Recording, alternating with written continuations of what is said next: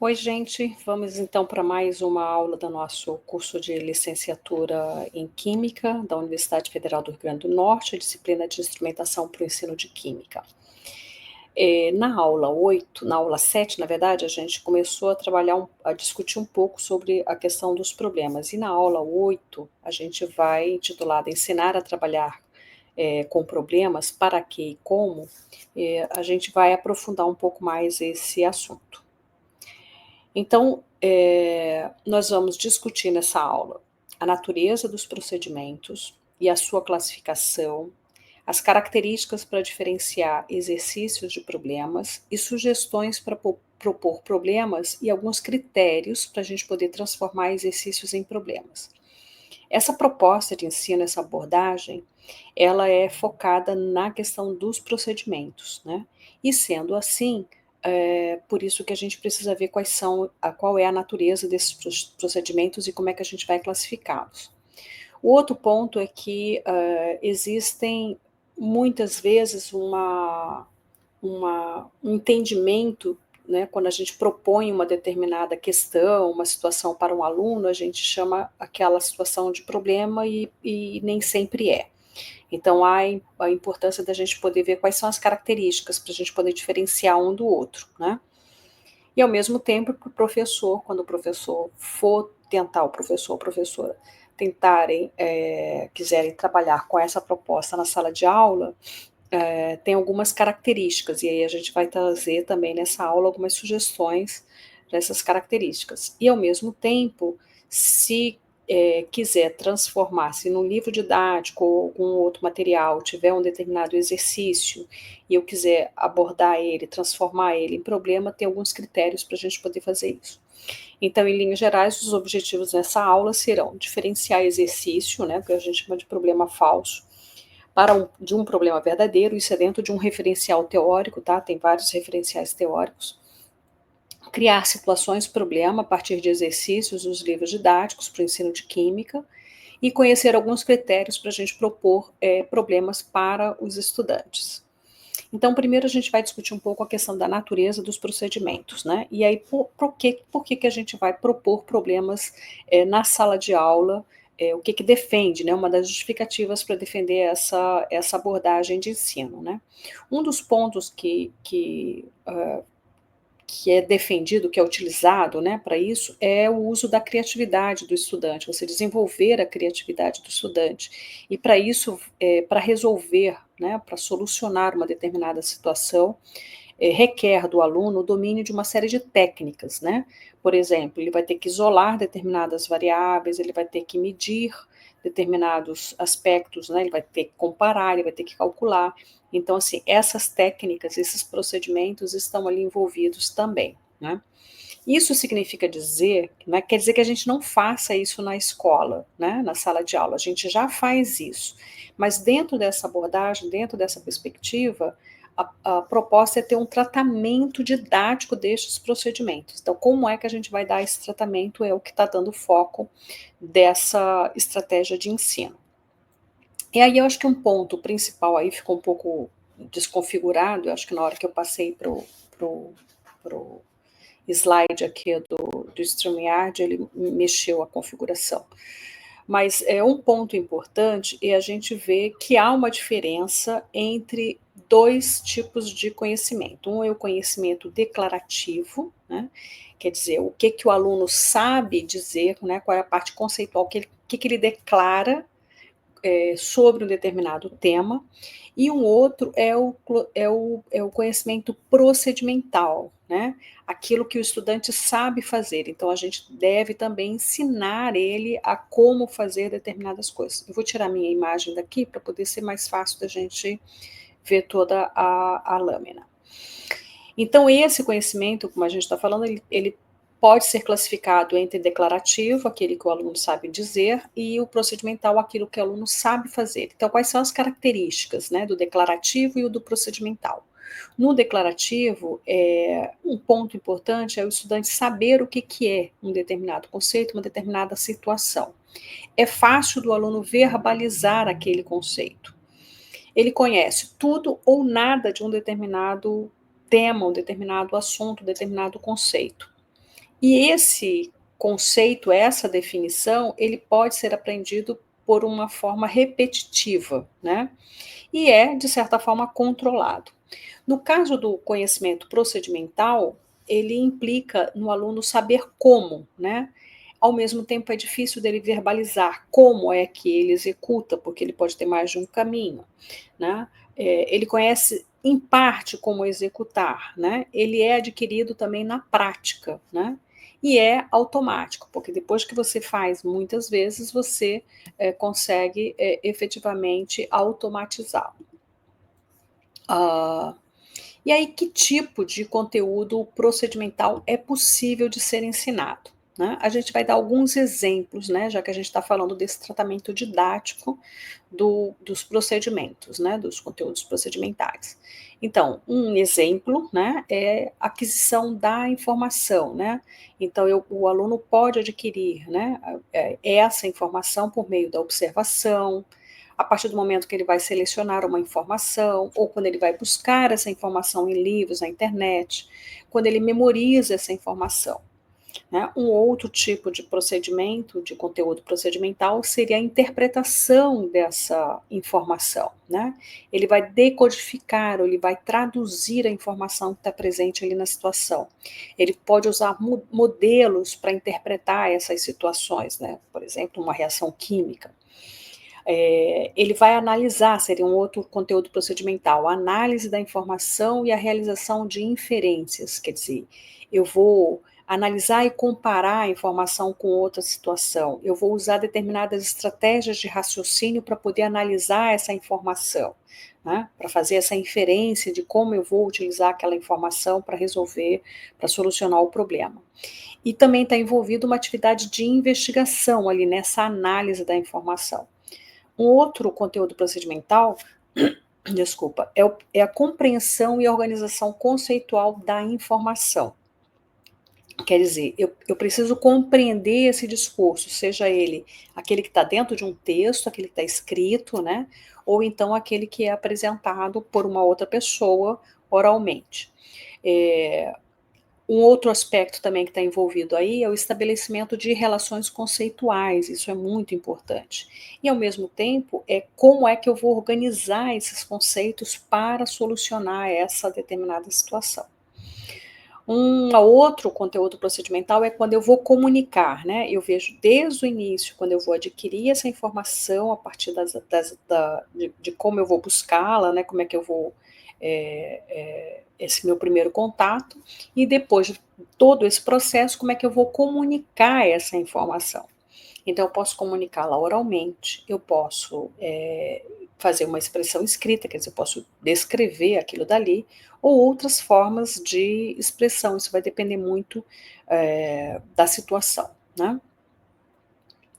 E aí, chegamos num outro ponto, assim, beleza, então agora eu já sei quais são os tipos de procedimentos, né, como é que eu posso, assim, ter um tratamento didático, né, para, os procedimentos. E aí na hora que eu vou pensar esses procedimentos para a sala de aula, né, já que eu estou pensando nessa proposta, de ensino baseado por problema, eu tenho que saber com clareza quando eu tenho um exercício e quando eu tenho um problema, porque se a estratégia que eu quero abordar na sala de aula é o ensino baseado por problema, eu não posso usar um exercício, concorda? Então, se vocês lembram que a gente já conversou um pouco sobre isso, né, uma outra aula, né, sobre o que era o problema, assim, o que se entende por problema, né. Então aqui, assim, na nossa disciplina a gente está assumindo de novo, temos outros referenciais teóricos, mas há um certo consenso que o problema ele pode ser entendido como uma situação, quando um indivíduo ou um grupo de pessoas quer ou precisa resolver essa situação, e na qual essas pessoas ou essa pessoa não tem um caminho rápido, né, um caminho direto que leve à solução dessa situação. E aí, claro, se eu vou pensando ela do ponto de vista didático para a sala de aula, uma situação, né, que eu vou pensar ela dentro dessa estratégia, ela só pode ser concebida como um problema quando eu reconheço que eu não tenho procedimentos disponíveis para eu poder solucioná-lo, né. Então, assim, não é algo que seja olhar a situação e pronto, já sei como solucionar, né. Então, vejam, a partir dessas características eu já posso pensar em 2 definições ou 2 diferenciações, o que seria um exercício, o que seria um problema, né, com algumas características. Então, um problema é uma situação na qual o estudante tem que dispor de técnicas e conhecimentos já construídos e ainda ser capaz de construir novos conceitos, né, assim, de dar ressignificado para esses novos conceitos, né. E no caso do exercício, ele vai estar repetindo algo que ele já conhece para resolver. Então, o problema é algo anterior, ele tem um nível de complexidade distinto. E aí vocês viram que a gente chamou logo lá no início da aula, de exercício como um problema falso. Por quê? Tem alguns autores que consideram quando o aluno tem, quando o estudante, né, tem esse primeiro contato e não sabe qual o caminho para solucionar, né, então ele é um problema, né. Quando as mesmas características dessa situação vão aparecendo ou vão ser replicada para esse estudante, ele passa a se transformar em um exercício, porque ele já sabe qual é o caminho para poder solucionar. Então ele não é ele é considerado como um problema falso, né, ou exercício, né. Então vamos ver aqui a diferença que teria então, de um problema falso ou exercício e um problema verdadeiro. Então, no caso do exercício, né, o problema falso, tem aqui uma proposta. Por que, examinando as fezes de um ser vivo, conseguimos descobrir quais são os seus hábitos?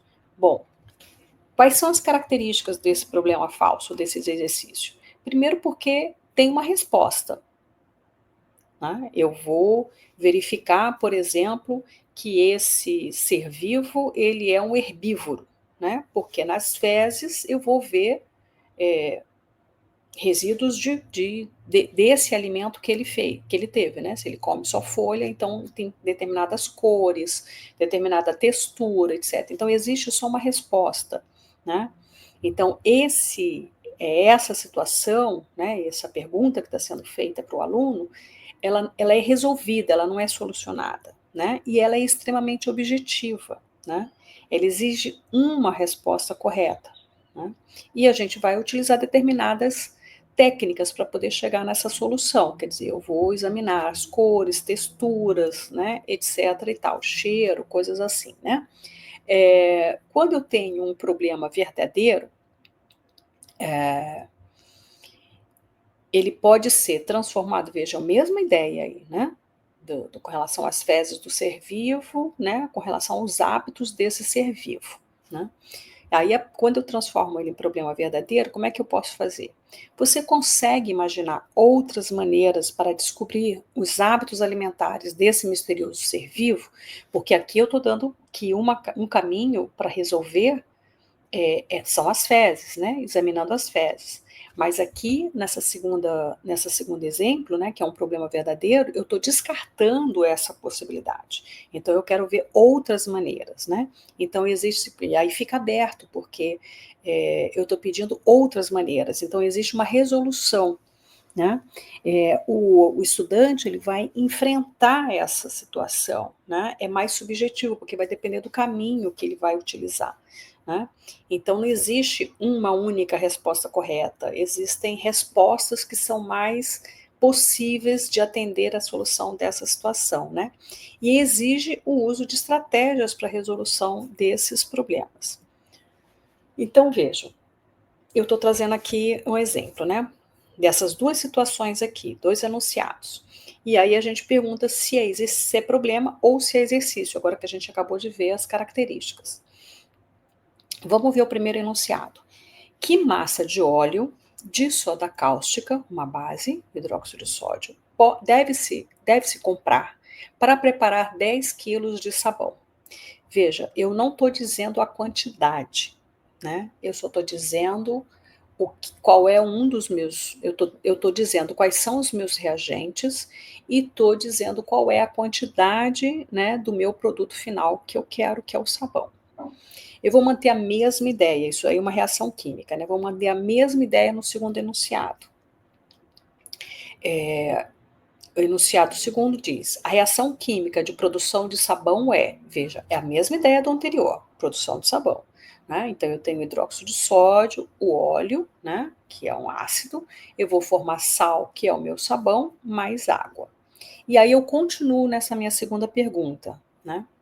Sabendo que a reação estequiométrica, essa reação acima, é de 1 por 1, e partindo de 5 gramas de soda cáustica, então eu estou dando as quantidades, faço o cálculo teórico de quanto de sabão será formado. Tá? Então, assim, veja, eu estou dando as informações, eu estou dando as quantidades, eu dou a reação química, né? E eu quero saber qual é a quantidade de sabão que vai ser formado. Na situação anterior, né? Então, eu só tenho uma resposta, né? Porque eu tenho a massa, né? De um, tendo a massa de um e sabendo que ela é 1 para 1, eu posso determinar, né, qual é por meio da estequiometria, de uma série de cálculos, né, de massa, né, sabendo determinar qual que é a massa final que eu vou ter do sabão formado, né, do meu sal formado. Na anterior, eu não tenho essa informação. Né? Na anterior, eu só tenho, eu quero saber qual é a quantidade. Né? Então, na primeira situação, ela é um problema, né? E na segunda, ela é um exercício. Né? Enquanto professor, quando eu for formular esses problemas, né, que é o que a gente chama de problematização, né, para abordar, alguns cuidados são importantes para eu poder considerar. Né? Primeiro é que eu tenho que escolher situações que elas possam ser observadas pelos estudantes, que elas possam ser manipuladas, que elas possam ser reproduzidas numa outra situação e ou até modeladas, quer dizer, eu posso usar uma modelagem matemática ou uma reação química na qual eu possa escrever um modelo a partir daquele fenômeno. É importante também que eu possa questionar, né, a partir dessa situação, eu possa questionar essa situação com naturalidade, levando para os estudantes que eles possam participar ativamente desses questionamentos. E claro que esse questionamento dessa situação que eu escolhi, ela tem que ser utilizada uma linguagem adequada, né? É importante que ela seja de forma qualitativa e não quantitativa, para que eu possa despertar essas discussões iniciais com os estudantes sobre os problemas, né? E, acima de tudo, ter um ambiente envolvente no qual o estudante ele possa se sentir tranquilo, né, sem medo de falar, né, sobre o que ele está entendendo daquela situação, de como é que ele pensa em solucionar, porque o uso da criatividade é muito importante. Então, quanto mais acolhido ele tiver, quanto mais envolvente for esse ambiente, ele vai dar mais asas a essa liberdade que ele tiver, tá? Então, sabendo que essas são algumas características do que eu tenho que pensar, como é que seria o meu papel enquanto professor, enquanto professora, né? Então, a gente organizou aqui algumas atividades, alguns encaminhamentos, né? Primeiro é que professora, na hora que eu for propor esse problema, né? Então é importante que eu selecione, né? Veja que a gente acabou de comentar que eu tenho que escolher situações que sejam observáveis, né? Manipuláveis, etc. e tal. Mas além disso, ela tem que ter uma tarefa aberta, porque se ela for uma tarefa fechada, eu vou e o aluno já viu uma situação como essa, então eu vou estar caindo no exercício, né? E a outra é elaborar problemas com características distintas, quer dizer, se eu quero desenvolver no meu aluno uma série de procedimentos e técnicas diferentes que ele possa utilizar elas em diferentes contextos, se eu usar sempre a mesma característica dessa situação, e ela vai se transformar rapidamente num exercício. Então, a ideia é que o aluno possa diversificar, né? Assim, ele possa ter o máximo possível de contato com diferentes procedimentos, diferentes estratégias, né? Recursos que ele vai poder utilizar. E aí, claro, eu também vou ter que diversificar os contextos, né, imagina, eu vou fazer todas as vezes, utilizando sempre uma situação relacionada à água, né, então vamos pensar em outros contextos, né.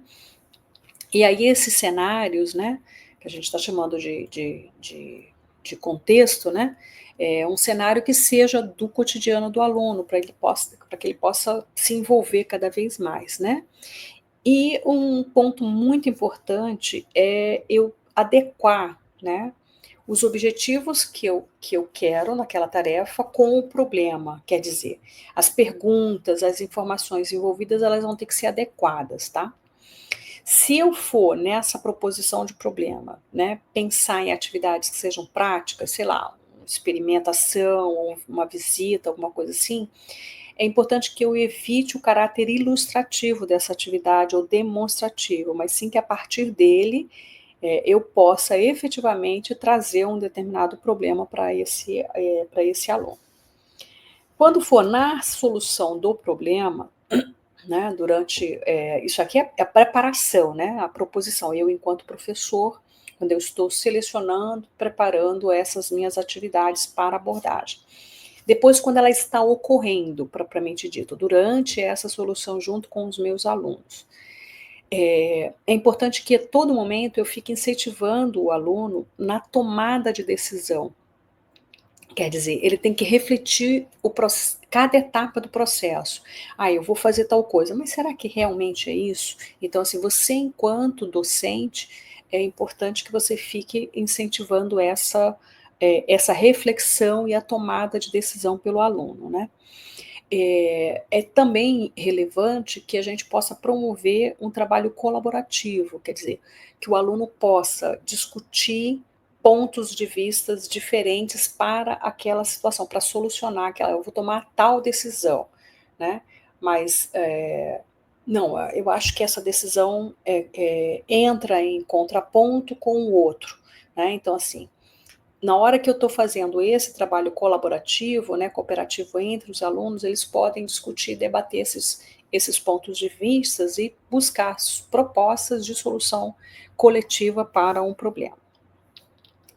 O outro ponto é apoiar esse trabalho, né, é claro que assim, se é um trabalho, o aluno está, dentro do grupo cooperativo, né, um aluno está pensando e refletindo sobre como ele vai solucionar, né, e aí ele fez uma determinada proposta, né, e o outro aluno está contrapondo, eles não sabem mais aonde caminhar, né, para que ponto que ele vai, né, ele fica sem saber o caminho, né, que ele vai tomar, ou até mesmo não sabe como vai fazer, né, então o papel do professor é apoiar esse trabalho, né, ele pode fornecer uma informação ou fornecer um recurso didático, né, para que possa ajudar esse aluno e esse grupo a solucionar o problema, senão ele vai ficar desanimado, porque ele não sabe mais como avançar.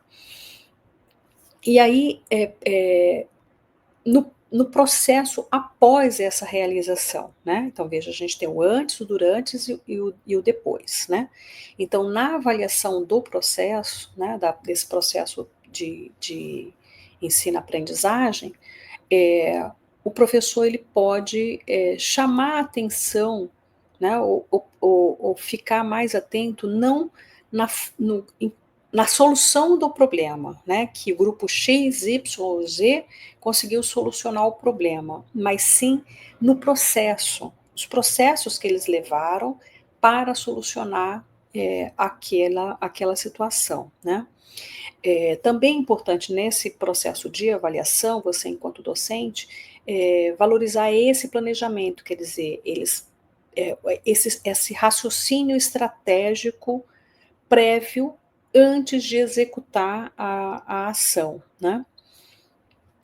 E uma outra forma também que você pode, posterior, que aí você está trazendo o aluno durante esse processo de colaboração, é uma autoavaliação do aluno qual foi o caminho que ele escolheu para solucionar esse problema, né.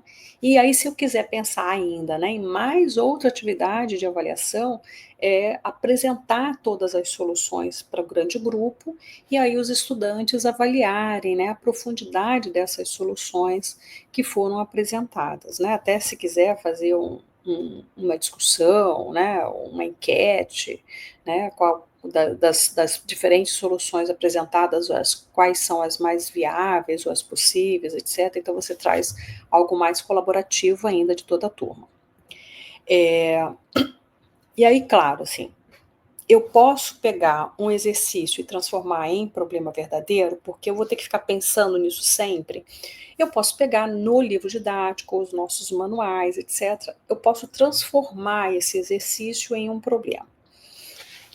E aí, quais são as características que eu teria que ter? Primeiro, aumentar o número de dados necessários para responder a questão. O outro, eu posso diminuir ou anular os dados, né, que são utilizados. Eu posso ainda retirar todas as questões, algumas ou todas as questões de orientação para a resolução. Eu posso acrescentar uma determinada informação, no sentido de torná-la mais complexa, né. Então vamos ver aqui um exemplo, né. Veja, eu estou pegando aqui, um exercício que estava no livro didático. Calcule o grau de dissociação do ácido acético numa solução de 1 a 10 a menos 2 mol por litro, sabendo que a concentração de íons hidroxila a 25 graus Celsius de uma solução é 1 vezes 10 a menos 1 mol por litro. Então, veja, eu tenho aqui um exercício que eu, usando, né, a fórmula para determinar o grau de dissociação do ácido acético, tendo ácido acético nessas condições, eu consigo determinar, né, a, qual que é, partindo da concentração da solução, eu consigo chegar ao grau de dissociação.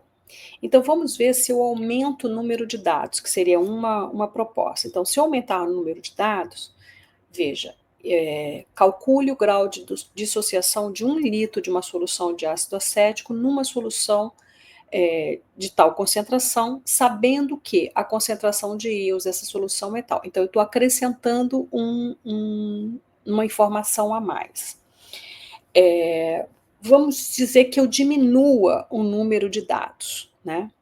Indique, aí, assim, é uma proposta completamente diferente aqui, mas o conceito é o mesmo. Indique como eu vou calcular o grau de dissociação de uma dada solução de ácido acético. Eu continuo com a essência do conceito central, mas eu tirei os dados. Nesse caso aqui, eu tirei todos os dados, né? Uma outra possibilidade é quando eu vou diminuir os dados e vou acrescentar outras informações a essa situação para que ela possa se tornar cada vez mais complexa, né.